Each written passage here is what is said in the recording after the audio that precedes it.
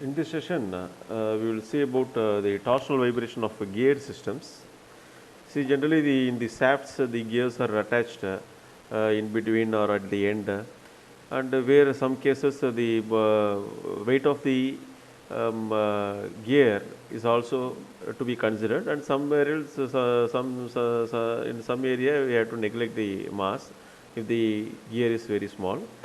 But there would be a connectivity, and there is a disconnection between, suppose if the gear is attached between the shafts, then there would be disconnection. So again it becomes a three rotor system when you have two rotors at the ends. And here this is a problem. A motor device, a motor drives a centrifugal pump through gearing, the pump speed being one third of that of the motor. That is a speed pump versus the motor pump speed is equal to 1 by third.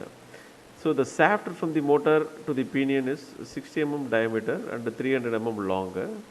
The moment of inertia of the motor is 400 kilogram meter square. So here this is shaft of the motor to the pinion.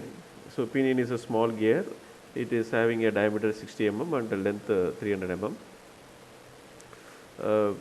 Pinion, attached to pinion is 60 mm in diameter. That is, this diameter is the diameter of the shaft, and the length of the shaft is 300 mm. And the moment of inertia of the motor is 400 kilogram meter square.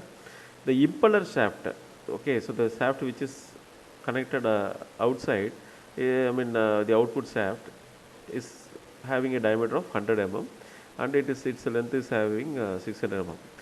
And the length of inertia of the impeller is also given. It is 1500 kilogram meter square.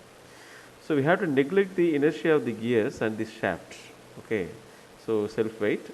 Determine the frequency of the torsional vibration of the system, and the modulus of rigidity of the shaft material is given as 80 giganewton per mm square. See, this is what the diagram which represents the information, so whatever it is given in the problem.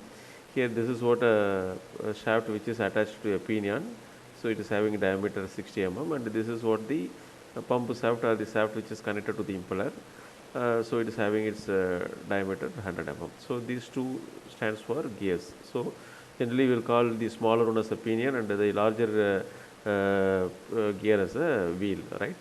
So this is what, and the length of each one is 300 mm or 600 mm. So in this case, see, suppose you take this L1 and L3 as these two lengths, that is a 600 and 100, so 300 and 600 meters, as in case of your three rotor system. And we have to see, we have two different diameters, 60 mm and 100 mm. So we have to go for the torsionally equivalent shaft. So where the shaft would be the shaft of varying cross section should be considered as a single shaft, as it is shown in the figure B. So here 60 will take, so let us take 60 mm as a reference diameter. So 60 mm, so throughout this. So in this case what happens, a node would be formed at this case, and here the equivalent length of this particular shaft is L1, and the equivalent length of the shaft of diameter 100 mm is L3. So L becomes L1 plus L3. So here the node formation let it be between this A and B or B dash here at N. Then the node formation from the left rotor is LA, the length is LA, and from the right rotor is say some LB dash.